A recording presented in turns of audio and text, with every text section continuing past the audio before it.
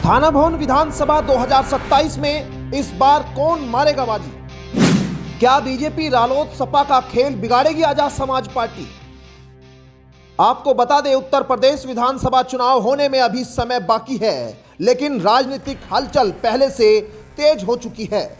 उम्मीदवारों से ज्यादा इस समय मतदाताओं की चुप्पी चर्चा में है, क्योंकि मैदान में उतरने वाले नेता अभी तक यह समझ नहीं पा रहे कि जनता किस ओर झुकाव रख रही है। इस रिपोर्ट में हम शामली जिले की थाना भवन विधानसभा सीट का राजनीतिक इतिहास, जातीय समीकरण और 2027 के संभावित समीकरणों का विश्लेषण करेंगे। थाना भवन सीट का इतिहास और भौगोलिक पृष्ठभूमि क्या है?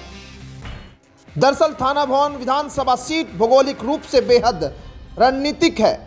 यह हरियाणा की सीमा से सटे यूपी के मुजफ्फरनगर और सहारनपुर के बीच आती है और कैराना लोकसभा क्षेत्र का हिस्सा है।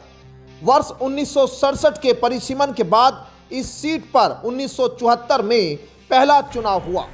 एक समय यह सीट मुजफ्फरनगर जिले में थी, लेकिन 2012 से पहले इसे शामली जिले का हिस्सा घोषित किया गया। यह इलाका कृषि प्रधान है और गन्ना यहां की राजनीति को आज भी प्रभावित करने वाला सबसे बड़ा मुद्दा है। किसानों के भाव, भुगतान और क्षेत्रीय चीनी मिलों की स्थिति चुनावी नैरेटिव तय करती है। पिछला चुनाव और महत्वपूर्ण उम्मीदवार कौन? थाना भवन सीट पर 2012 से लेकर 2022 तक भाजपा नेता सुरेश राणा सुर्खियों में रहे। 2012 में दंगों के कारण राणा की एक कड़े चेहरे वाली छवि उभरी, जिसने उन्हें जीत दिलाई। 2017 में फिर उन्हें जीत मिली और गन्ना इलाके से आने के चलते वो योगी सरकार में गन्ना मंत्री भी बने। लेकिन 2022 में तस्वीर बदली। राणा को रालोद सपा गठबंधन के अशरफ अली ने हरा दिया। इसकी एक बड़ी वजह मानी गई कि गन्ना किसानों की नाराजगी और गठबंधन का संयुक्त मुस्लिम प्लस जाट समीकरण। 2022 चुनाव परिणाम मुख्य उम्मीदवारों के वोट पर एक नजर डालते हैं। यहां अशरफ अली को 1,03,751 वोट मिले थे। वहीं सुरेश राणा, जो दूसरे नंबर पर रहे, बीजेपी से 92,945 वोट मिले। वहीं जाहिर मलिक खान बसपा से लड़े और 11,039 वोट उनको मिले।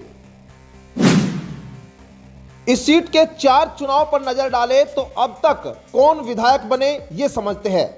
2007 में रालोद से अब्दुल वारिस यहां विधायक बने। 2012 में भाजपा से सुरेश राणा विधायक बने। 17 में फिर सुरेश राणा विधायक बने। 2022 में रालोद से अशरफ अली विधायक बने। अब नजर वोटर और जातीय गणित पर भी एक बार डाल लेते हैं।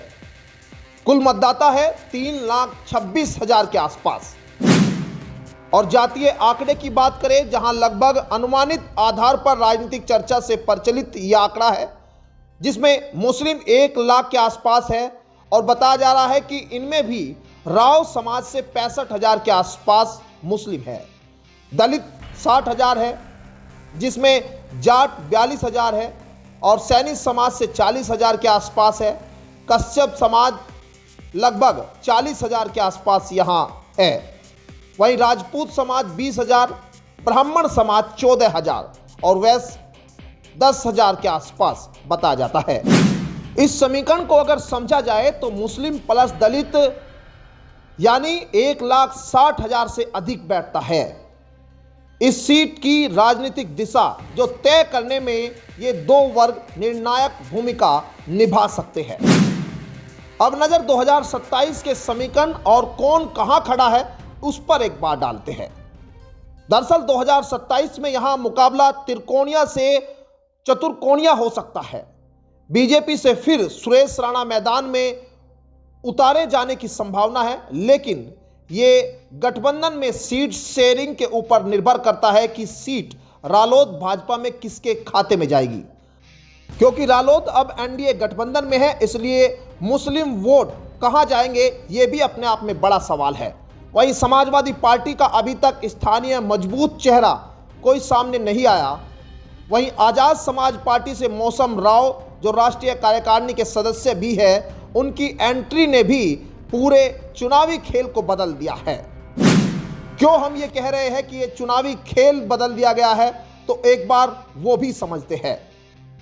क्योंकि चंद्रशेखर आजाद की रणनीति दलित प्लस मुस्लिम समीकरण को जोड़ने की रही है और इस सीट पर यही दो समूह सबसे मजबूत है। अगर एएसपी को दलित प्लस और राव मुस्लिम वोट मिल जाते हैं तो यह रालोद और सपा के समीकरण में बड़ी सेंधमारी हो सकती है। थाना भवन में 2027 की ये लड़ाई पूरी तरह भावनात्मक प्लस जातीय प्लस गन्ना मुद्दे पर आधारित दिख रही है। मुख्य निर्णायक फैक्टर यहां 3 रह सकते हैं: गन्ना कीमत और भुगतान, मुस्लिम वोट मशीन किसके साथ जाती है और दलित वोट एएसपी के साथ कितना जाता है। ये 3 बड़े फैक्टर हैं। आपको यह भी बता दें कि 2022 में गन्ना मुद्दे पर नाराजगी ने बीजेपी को नुकसान पहुंचाया था। अब अगर रालोद एनडीए में रहता है तो मुस्लिम वोट कंफ्यूज हो गए, सपा के पास स्थानीय चेहरा नहीं है, तो एएसपी को मौका मिल सकता है। वहीं थाना भवन का 2027 चुनाव साफ दिखाता है कि यहां सीधा मुकाबला नहीं है बल्कि बहुकोणीय लड़ाई होगी। एक और बीजेपी का मजबूत संगठन और सुरेश राणा की छवि, एएसपी की नई सामाजिक इंजीनियरिंग, ये चुनावी तस्वीर को बेहद दिलचस्प बनाएगी। हालांकि यह चुनाव तय करेगा कि गन्ना किसान किससे नाराज है, मुस्लिम किस पर भरोसा करेंगे और दलित किसे विकल्प मानते हैं। यानी थाना भवन में असली फैसला जाति प्लस मुद्दा प्लस गठबंधन मिलकर करेंगे। इस रिपोर्ट को लेकर आप क्या सोचते हैं वो जरूर हमें कमेंट बॉक्स में बताइए। Bureau report, news 80 desk.